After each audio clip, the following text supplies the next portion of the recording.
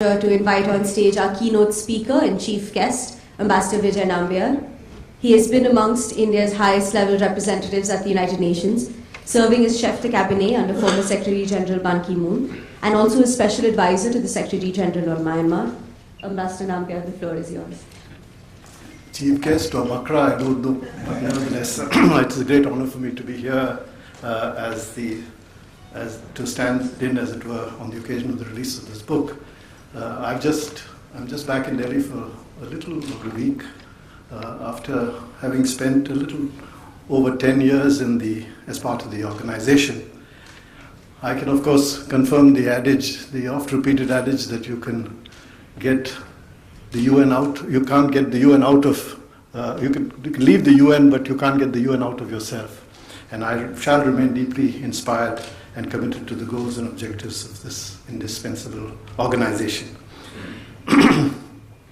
I recall, on the occasion of this launch, I can recall that my own first exposure to the UN, as it were, was when I was in college in 1962 at a UN day, participating in the All India Radio discussion on the UN. At that time, we used to refer to a book by Glenville Clark and Sohn called World Peace Through World Law. And we had a half an hour or a 45-minute long discussion on the UN. Those were different days, and the UN itself has emerged over the years and has got such a multi-splendid kind of a personality that is difficult to, in some ways, to recognize that organization then and what it is today. The book that you are going to launch is obviously a beautiful mix of multi-layered scholarly reflection and personal memoir by senior personalities who've been involved in so many ways in the organization, the evolution of the institution and of the multilateral process in India. As I look at the 70 years journey, three strands of the outreach and influence between India and the world organization appear before my eyes.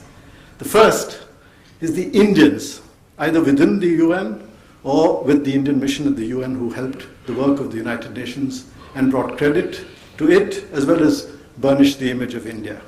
Historic figures like Sir Ramaswamy Mudaliar, Mrs. Vijayalakshmi Pandit, who was the first woman president of the UNGA, V.K. Krishnamenon, his 8-hour speech at the Security Council in 1957, as well as memorable ambassadors like Rajeshwar Dayal, Samar Sen, Rajesh Mishra, Chinmay Gare Khan, and Hardeep Puri. The peacekeeping contingents of the Indian Army, he said 200,000 now, and the police, and those who participated in the peacekeeping operations in Gaza, Cyprus during the Korean War, the NNRC, General K.S. Thimayya in Cyprus, SPP Thorat was in the NNRC, and eminent generals like General Indrajit Rikhe, General Prem Chand, General Satish Nambiar, as well as police advisor Kiran Bedi. The third category is of the great Indians who served in the Secretariat, V.K. Narasimhan, I.G. Patel at the UNDP, Virendra Dayal here, Nitin Desai, Shashi Tharoor. Great people from India in the United Nations. Chinmay Gare Khan also served for illustrious 8 years in the organization. The second strand relates to those from this country who helped expand the normative and institutional horizons of the United Nations to make it more inclusive, responsive to a changing world, and more responsible towards the people. Perhaps this is still a work in progress. The sponsors of the Indian delegation during the first 2 decades of the UN, of the historic UN GA resolutions against apartheid, the declarations on decolonization, other initiatives like the NIEO, the New International Economic Order, the NIIO, and the NWICO in the 70s.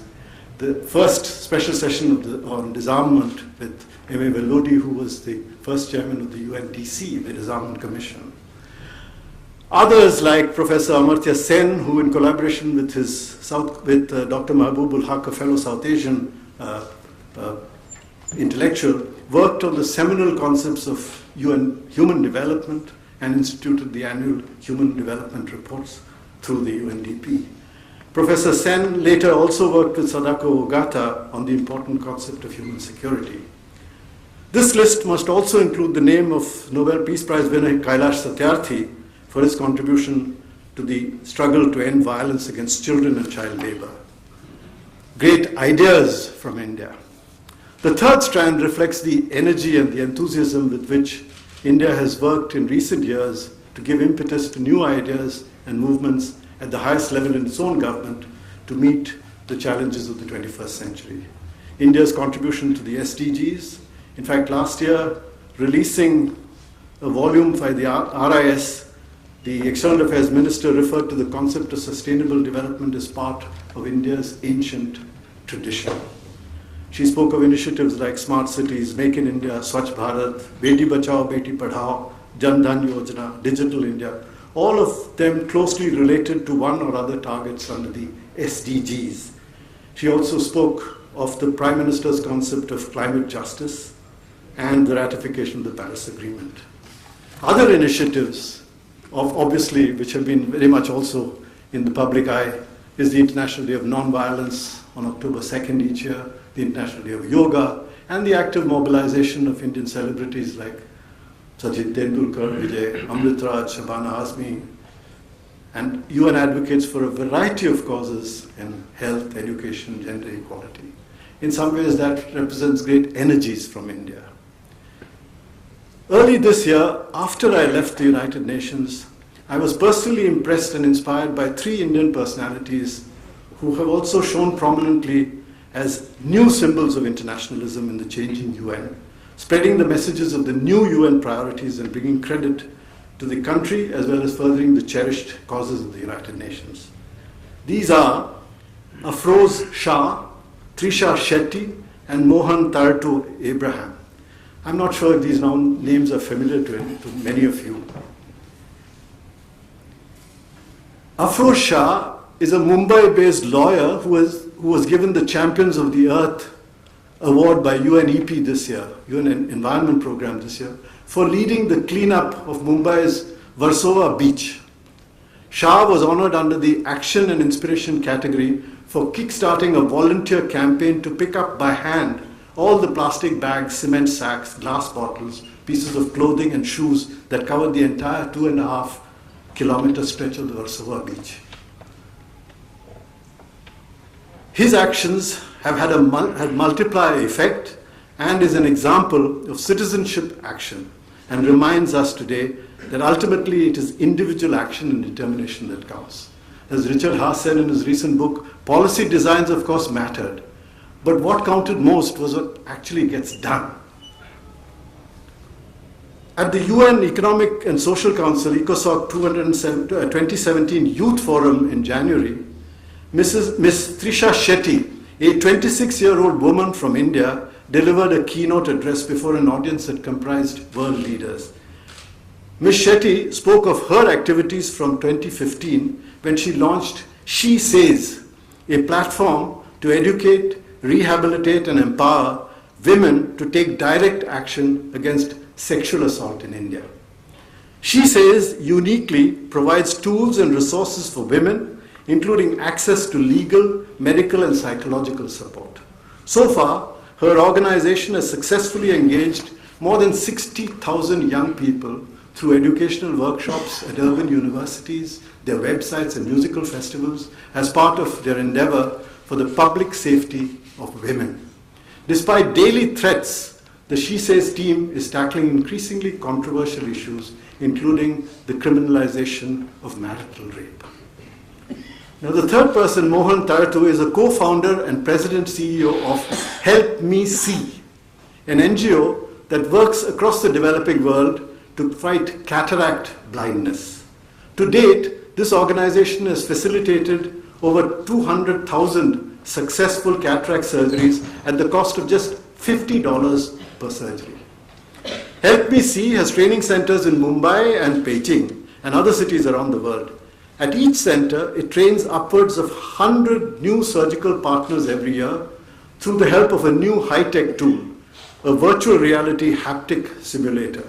By using simulators derived from the experience of aircraft flight simulators, that trained pilots by the hundreds to fly aircrafts around the world, Help Me See has evaluated and trained hundreds of partner surgeons across India, Nepal, Vietnam, China, Togo, Sierra Leone, and Peru to perform a quick, effective surgery called manual small incision cataract surgery, MCIS. I actually visited one of their simulators. Help Me See works with a range of UN entities. Recently, the renowned conductor George Abraham, who heads the Music for Life movement in New York, organized a charity musical recital at Carnegie Hall under the rubric of Vision for Life. That is what I would call great inspiration from India. What is true, while it is true that the UN currently faces huge challenges in this post-truth world of competing narratives and alternate realities, the work done by these three icons of the new age, as it were, have been deeply inspirational to me.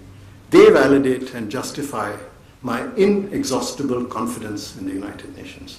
Thank you. It's been a great honor for me.